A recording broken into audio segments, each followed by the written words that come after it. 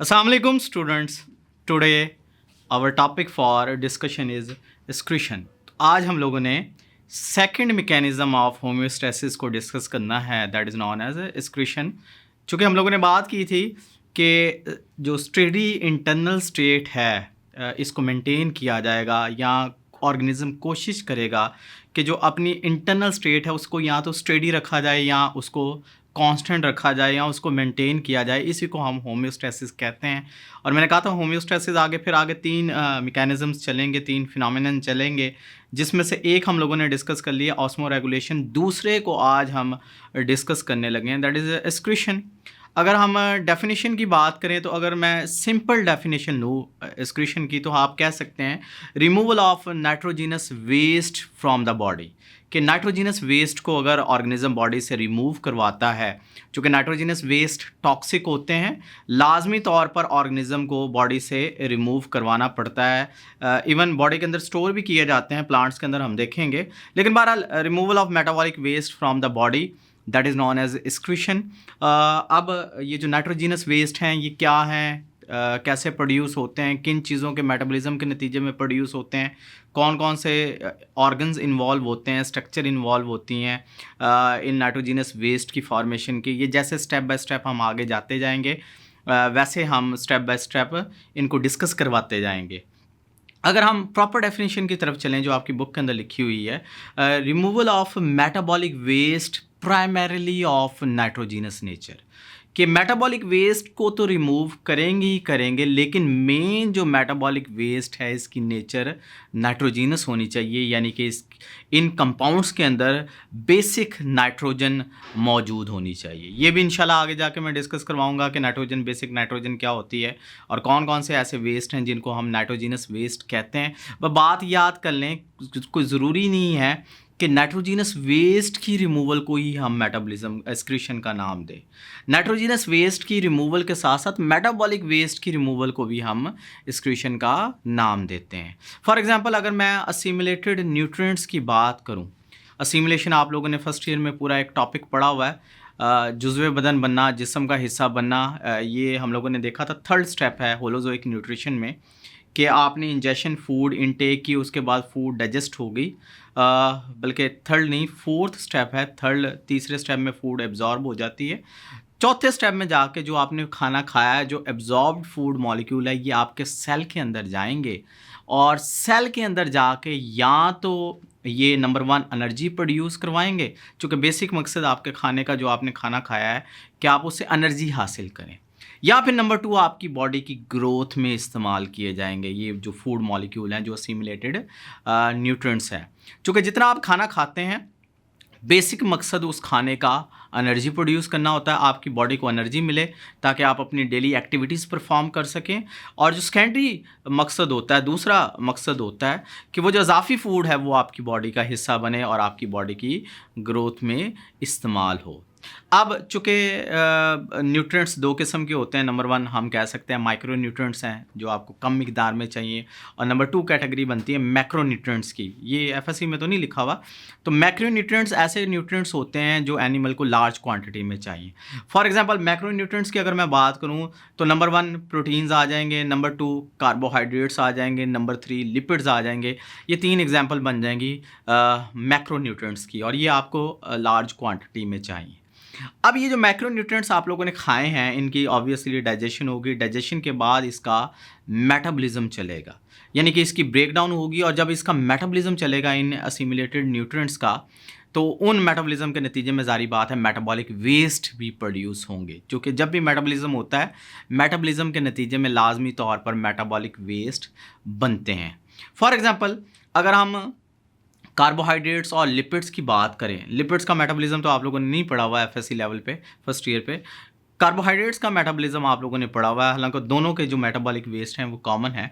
For example carbohydrates की अगर मैं बात करूं, जो हम लोगों ने एग्जाम्पल डिस्कस की थी, दैट इज़ सेलुलर रेस्पिरेशन. ये हम लोगों ने पूरा एक प्रोसेस डिस्कस किया था, और सेलुलर रेस्पिरेशन में भी प्रॉपरली, चूँकि मैं अगर हम अपनी बात करें तो हमारे अंदर एरोबिक रेस्पिरेशन है, तो हम क्या करते हैं, जो ग्लूकोज मॉलिक्यूल हमारे सेल के अंदर गया है ये ग्लूकोज मॉलिक्यूल इसके साथ ऑक्सीजन रिएक्ट करेगी, यानी कि 1 ग्लूकोज मॉलिक्यूल चाहिए प्लस 6 ऑक्सीजन मॉलिक्यूल चाहिए, और जब केमिकल रिएक्शन प्रोसीड करता है तो 6 कार्बन डाइऑक्साइड मॉलिक्यूल प्रोड्यूस होंगे, 6 वाटर मॉलिक्यूल प्रोड्यूस होंगे और 36 मॉलिक्यूल प्रोड्यूस होंगे एनर्जी के, यानी कि एटीपी के। अब अगर आप इस इक्वेशन को सेलुलर रेस्पिरेशन के देखते हैं, और ये मेटाबॉलिज्म है कार्बोहाइड्रेट्स का।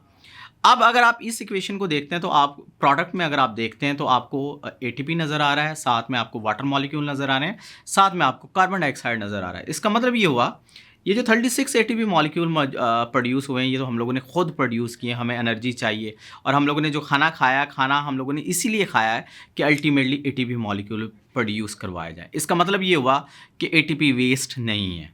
अब 2 चीज़ें बच जाती हैं, that is water and carbon dioxide. इनको हम मेटाबॉलिक वेस्ट के तौर पर लेते हैं और इनको आपकी बॉडी से रिमूव करना, that is known as excretion. लेकिन चूँकि अगर आप कार्बन डाइऑक्साइड को लेते हैं, कार्बन डाइऑक्साइड चूँकि गैसियस एक्सचेंज में हम लोगों ने फर्स्ट ईयर में पढ़ा था, वहाँ से रिमूव करवा दी जाती है, और जो वाटर है, वाटर बहरहाल एक्सक्रीशन में हम डिटेल के साथ डिस्कस करेंगे कि वाटर को रिमूव किया जाता है जब यूरिन फॉर्मेशन होती है। बहरहाल टेक्स्ट बुक के अंदर 2 मेटाबॉलिक वेस्ट लिखे हुए हैं आपकी बुक के अंदर, तो आप लोगों ने याद करना है।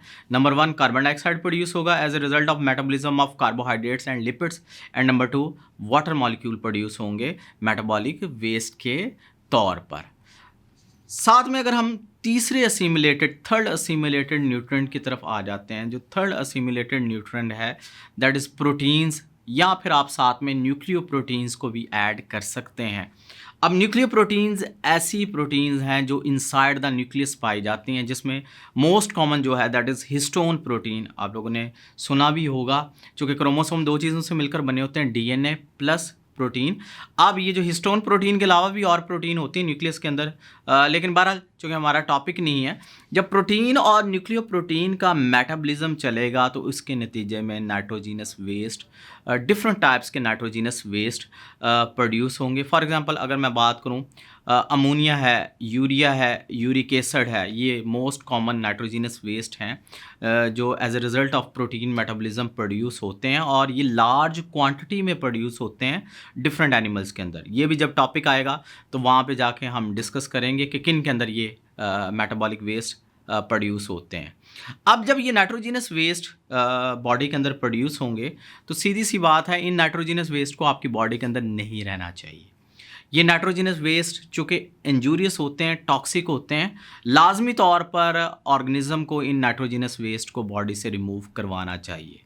अगर नाइट्रोजीनस वेस्ट को ऑर्गेनिज्म बॉडी से रिमूव नहीं करवा पाता, फॉर एग्जांपल अगर एलिवेटेड लेवल हो जाता है, हाई लेवल हो जाता है इन नाइट्रोजीनस वेस्ट का बॉडी के अंदर, तो ये प्रॉब्लमेटिक है। फॉर एग्जांपल आप लोगों ने सिंपल सी एग्जांपल सुनी हुई है कि खुदा ना खास्ता अगर किसी बंदे की किडनीज फेल हो जाती हैं, तो किडनीज चूँकि यूरिया को रिमूव करवा रही होती हैं बॉडी से, तो यूरिया का लेवल ब्लड के अंदर इंक्रीज़ करना शुरू हो जाता है, और जब यूरिया का लेवल इंक्रीज़ करेगा तो that will lead two comma की तरफ इंसान चला जाएगा, और अल्टीमेटली डेथ की तरफ बात जा सकती है। और ये भी आप लोगों को पता है टेम्परेरी तौर पर इस चीज़ से बचने के लिए कि यूरिया का लेवल बढ़े ना, हम डायलिसिस करते हैं या किडनी ट्रांसप्लांट, वो भी जब टॉपिक आएंगे तो वहाँ पे जाके मैं डिस्कस करवाऊँगा। अब जी अगर हम लिविंग ऑर्गेनिज्म की बात करें तो 2 प्रोसेस हैं जो बहुत ही इंपॉर्टेंट है, जो लिविंग ऑर्गेनिजम्स के अंदर चल रहे हैं, जिसमें से नंबर 1 है दैट इज़ जो फर्स्ट प्रोसेस है that is known as photosynthesis. और फोटोसिंथेसिस हम लोगों ने देखा था प्लांट्स के अंदर या जितने भी ऑटोट्रॉफ हैं उनके अंदर ये प्रोसेस चलता है, दैट इज़ फोटोसिंथेसिस। अब अगर आप प्लांट्स की फॉर एग्जांपल डिस्कस कर लें तो फोटोसिंथेसिस का प्रोसेस अगर आप देखें तो इस प्रोसेस के नतीजे में 2 वेस्ट आपको नज़र आएंगे जो प्रोड्यूस होते हैं। नंबर 1 ऑक्सीजन है और नंबर 2 वाटर मॉलिक्यूल्स है। फॉर एग्जांपल इसी को मैं अगर इक्वेशन की मदद से अगर मैं एक्सप्लेन करने की कोशिश करूं तो फोटोसिंथेसिस की अगर आप इक्वेशन देखते हैं तो 6 कार्बन डाइऑक्साइड मॉलिक्यूल चाहिए, 12 वाटर मॉलिक्यूल चाहिए in the presence of light and chlorophyll. क्या बनेगा? ग्लूकोज मॉलिक्यूल बनेंगे प्रोडक्ट में, साथ में 6 वाटर मॉलिक्यूल बनेंगे, साथ में 6 ऑक्सीजन मॉलिक्यूल बनेंगे, और ये जो ऑक्सीजन है ये बाई प्रोडक्ट हैं, ये इजाफी हैं। अब अगर आप इन तीनों प्रोडक्ट को देखते हैं जिसमें से ग्लूकोज मोस्ट इंपॉर्टेंट है, जारी बात है ये वेस्ट तो नहीं है, ये प्लांट अपने बॉडी के अंदर स्टोर भी कर सकता है, जो भी एनर्जी प्रोड्यूस करने के लिए इस्तेमाल कर सकता है। तो ग्लूकोज को छोड़ दें, बाकी 2 मॉलिक्यूल बच गए जिसमें वाटर है और जिसमें ऑक्सीजन है। और साथ ही अगर आप सेलुलर रेस्पिरेशन की इक्वेशन रख लें, जो मैं रख लेता हूँ, जैसा अभी हम लोगों ने डिस्कस की, तो सेलुलर रेस्पिरेशन में अभी हम लोगों ने वेस्ट में देखा है कार्बन डाइऑक्साइड प्रोड्यूस होता है और वाटर मॉलिक्यूल प्रोड्यूस होते हैं।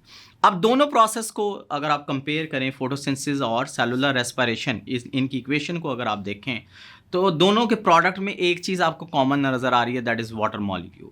तो इसका मतलब ये हुआ कि वाटर कॉमन है, वाटर दोनों प्रोसेसेस के नतीजे में प्रोड्यूस होता है, फोटोसिंथेसिस के नतीजे में भी प्रोड्यूस होगा और सेलुलर रेस्पिरेशन के नतीजे में भी प्रोड्यूस होगा। बहरहाल इन मेटाबॉलिक वेस्ट को अगर बॉडी से रिमूव करवाया जाए तो that process is known as excretion. इस प्रोसेस को हम एक्सक्रीशन का नाम देते हैं।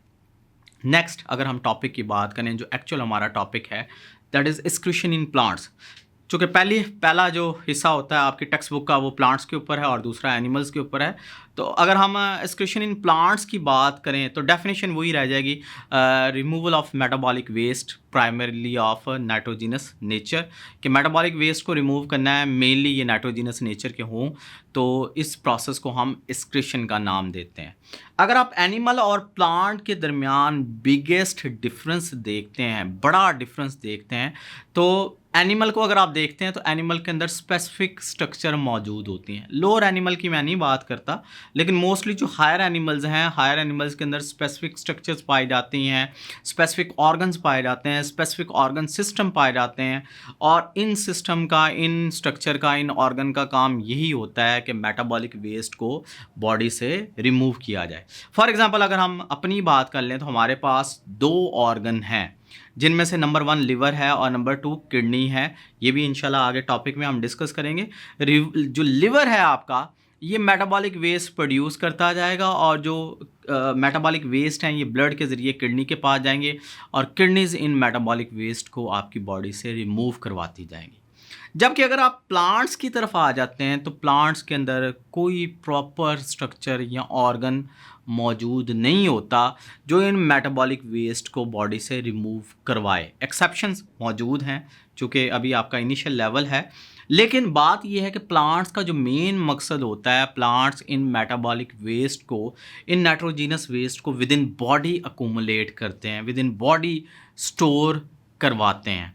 अब प्लांट्स के अंदर डिफरेंट स्ट्रक्चर्स पाई जाती हैं। फॉर एग्जांपल अगर हम बात करें plants structure involve in excretion, जो कि एक्सक्रीशन में इन्वॉल्व होती हैं, एक्सक्रीशन में इंपॉर्टेंट रोल प्ले करती हैं। तो पहली अगर नंबर 1 अगर मैं स्ट्रक्चर की बात करूं तो दैट इज़ वैक्यूल। वैक्यूल आप लोगों को पता है ऑर्गेनेले है, और ये भी आप लोगों को पता है, फॉर एग्जांपल आप प्लांट लें, प्लांट में से आप एक सेल बाहर निकाल लें, इस सेल के अंदर अगर आप देखते हैं तो आपको एक बड़ा सा वैक्यूल नज़र आएगा। जबकि यही अगर आप एनिमल सेल लें और एनिमल सेल के अंदर देखें तो एनिमल सेल के अंदर आपको काफ़ी ज़्यादा वैक्यूल नज़र आते हैं और साइज़ में स्मॉल नज़र आएंगे। ये डिफरेंस होता है। Plant cell, mature plant cell है तो उसमें सिंगल लार्ज वैक्यूल होता है, जबकि एनिमल सेल में many small vacuoles are present. अब ये जो वैक्यूल है, वैक्यूल वो स्ट्रक्चर है जो कंसर्न है ताकि जो मेटाबॉलिक वेस्ट प्रोड्यूस हुए हैं, चूँकि आप लोगों ने फर्स्ट ईयर में भी पढ़ा हुआ है कि वैक्यूल स्टोर करता है हर एक्सेस मटेरियल की, चाहे वो वाटर हो, चाहे वो फूड हो, चाहे वो वेस्ट हो। तो प्लांट सेल जितने भी वेस्ट प्रोड्यूस करेगा अल्टीमेटली साइटोप्लाज्म के थ्रू होते हुए ये वैक्यूल के अंदर जाके स्टोर होते जाते हैं। अब जब ये वैक्यूल के अंदर स्टोर होते जाते हैं तो आप लोगों को पता है ये कंपाउंड्स आपस में मिलकर क्रिस्टल फॉर्मेशन कर सकते हैं। बहरहाल जी ये पहली प्रॉपर स्ट्रक्चर है जो प्लांट्स के अंदर पाई जाती है, जो स्टोर करती है मेटाबॉलिक वेस्ट को। सेकंड अगर मैं प्रोसेस की बात करूं, चूँकि प्रॉपर स्ट्रक्चर तो नहीं है, जो एक्सक्रीशन में इंपॉर्टेंट रोल प्ले करती है, that is known as transpiration. Transpiration में हम लोगों ने फर्स्ट ईयर में डिस्कस किया था loss of water from aerial parts of plant specially through stomata. अब अगर आप देखें तो लीव्स, और लीव्स के अंदर हम लोगों ने देखा था स्टोमेटा पाए जाते हैं। स्टोमेटा के अलावा भी स्ट्रक्चर होती हैं, लेकिन बहरहाल मेनली स्टोमेटा के थ्रू क्या होगा, ये जो वाटर है, जो वाटर रूट्स से मूव कर रहा है और लीफ तक जा रहा है, ये ट्रांसपायर हो जाता है, ये ज़ाया हो जाता है, ये एयर के अंदर चले जाता है in the form of water vapours. इस प्रोसेस को, इस लॉस ऑफ वाटर मॉलिक्यूल को हम ट्रांसपायरेशन का नाम देते हैं। अब चूंकि वाटर हम लोगों ने देखा था फोटोसिंथेसिस में मेटाबॉलिक वेस्ट के तौर पर प्रोड्यूस हो रहा है, तो ट्रांसपायरेशन के थ्रू ये वाटर प्लांट की बॉडी से रिमूव करवा दिया जाता है। ये भी हम लोगों ने देखा है फर्स्ट ईयर में कि जो रूट से वाटर ऊपर जाता है, एक तो जो सबसे बड़ा मकसद होता है ट्रांसपायरेशन का कि वाटर पुल क्रिएट किया जाए, ट्रांसपायरेशन पुल क्रिएट किया जाए ताकि मिनरल्स को रूट से एब्जॉर्ब करके अल्टीमेटली लीफ तक पहुंचाया जाए। तो 99% हम लोगों ने देखा था जो वाटर है ये जो रूट्स के थ्रू लीफ तक पहुंचता है ये ट्रांसपायर करवा दिया जाता है। बाकी जो 1% वाटर बचता है ये प्लांट अपने डिफरेंट प्रोसेसेस को कैरी आउट करवाने के लिए इस्तेमाल करता है। और ये भी आप लोगों को पता है जैसी वाटर की वेपोरेशन होती है, वाटर की ट्रांसपायरेशन होती है, तो अल्टीमेटली कूलिंग अफेक्ट प्रोड्यूस होता है। बहरहाल ट्रांसपायरेशन की वजह से वाटर मॉलिक्यूल्स बॉडी से रिमूव करवाए जाते हैं, तो दैट इज़ अगेन प्रोसेस जो एक्सक्रीशन में इन्वॉल्व है। थर्ड, अगर मैं स्ट्रक्चर की बात करूं, जो प्रॉपर स्ट्रक्चर है ये बल्ब्स हैं। फॉर एग्जांपल बल्ब्स जैसा नॉर्मल बल्ब होते हैं राउंड शेप के, ऑनियन की अगर आप एग्जांपल लेते हैं तो ऑनियन बल्ब की एग्जांपल है। और जो ब्लू बेल्स हैं ये प्लांट्स हैं, ये अंडरग्राउंड बल्ब प्रोड्यूस करते हैं, यानी कि ज़मीन के नीचे बल्ब प्रोड्यूस करते हैं। और इन अगर आप ब्लू बेल्स की अगर आप स्टॉक देखते हैं, जो ऊपर स्टॉक हैं, डंडियाँ हैं, नॉर्मली तौर पर ये ब्लू बेल्स कोशिश करते हैं कि इन स्टॉक के अंदर प्लस ये जो बल्ब्स के अंदर लीव्स पाए जाते हैं इनके अंदर इन केमिकल्स को, जो वेस्ट केमिकल्स हैं, इनको डिपॉजिट करवाया जाए। फोर्थ, अगर हम स्ट्रक्चर की बात करें जो प्लांट में एक्सक्रीशन में इन्वॉल्व हैं, जो मेन स्ट्रक्चर है दैट इज़ लीफ। अब अगर आप लीफ पत्ते देखते हैं तो बेसिकली जो that is the main part of plant जहाँ पे डिफरेंट वेस्ट मटेरियल डिपॉजिट करवाए जाते हैं। प्लांट इन वेस्ट मटेरियल को लीफ के अंदर स्टोर करता है और कॉमनली हम लीव्स को नाम ही एस्क्रीटोफोर का देते हैं। फोर आप बेरिंग को कहेंगे और एस्क्रीटो आप एक्सक्रीटिव वेस्ट को कह सकते हैं। तो बेसिकली लीफ के अंदर चूँकि एक्सक्रीटिव वेस्ट स्टोर होते हैं, ये बेयर कर रहा होता है, इसी वजह से लीव्स को हम एक्सक्रीटोफोर का नाम देते हैं। लीव्स का अगर आप कलर देखें तो नॉर्मली तौर पर लीव्स का जो कलर है ये ग्रीन कलर के होते हैं, और ग्रीन कलर के इसलिए होते हैं चूँकि इनके अंदर एक पिगमेंट मौजूद है ग्रीन कलर का, दैट इज़ क्लोरोफिल। हालांकि पिगमेंट्स और भी हैं, रेड कलर के, येलो कलर के, फॉर एग्जांपल जेंथोफिल है, ये येलो कलर का पिगमेंट है। कैरोटीन्स है, कैरोटीनाइड्स हैं, ये रेड ऑरेंज कलर के पिगमेंट हैं। अब इन पिगमेंट्स का कलर मास्क रहता है, छुपा रहता है, चूँकि डोमिनेटिंग कलर क्लोरोफिल का है। तो जब तक लीफ के अंदर क्लोरोफिल मौजूद है इन वाले पिगमेंट्स का कलर अपीयर नहीं होता। अब जस्ट बिफोर लीफ फॉल, पत्ते गिराने से पहले आप लोगों को पता है कि जो लीव्स हैं ये अपना कलर चेंज करना शुरू कर देते हैं, ग्रीन कलर से येलो कलर की तरफ जो कलर है वो जाना शुरू हो जाता है। अब ग्रीन से येलो क्यों कलर होता है? चूँकि जो डोमिनेटिंग कलर था वो क्लोरोफिल का था, जो छुपा हुआ कलर था वो इन पिगमेंट्स का था, कैरोटीन्स का, कैरोटीनाइड्स का, जेंथोफिल का। तो जैसे ही पत्ते ख़ज़ां के मौसम में गिराए जाते हैं, वो पत्ते गिराने से पहले, लीफ फॉल से पहले, प्लांट क्या करता है? क्लोरोफिल को डिस्ट्रॉय कर देता है। जब क्लोरोफिल डिस्ट्रॉय हो जाता है तो क्लोरोफिल के डिस्ट्रॉय के नतीजे में जो छुपा हुआ कलर था, येलो कलर था, वो अपीयर हो जाता है। और ये भी आप लोगों को पता है कि जो लीफ फॉल है असल में जैसे ही पत्ते गिरेंगे इसका मतलब है जो प्लांट है, प्लांट ने छुटकारा हासिल कर लिया।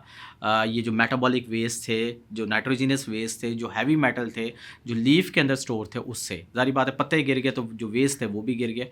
ये जो गार्डनर्स हैं ये इन लीव्स को अच्छा सोर्स मानते हैं, फर्टिलाइज़र्स के तौर पर इनको इस्तेमाल किया जाता है, चूँकि इनके अंदर डिफरेंट एलिमेंट्स, डिफरेंट मेटल्स मौजूद हैं जो नई फसल की ग्रोथ के लिए इंपॉर्टेंट हैं।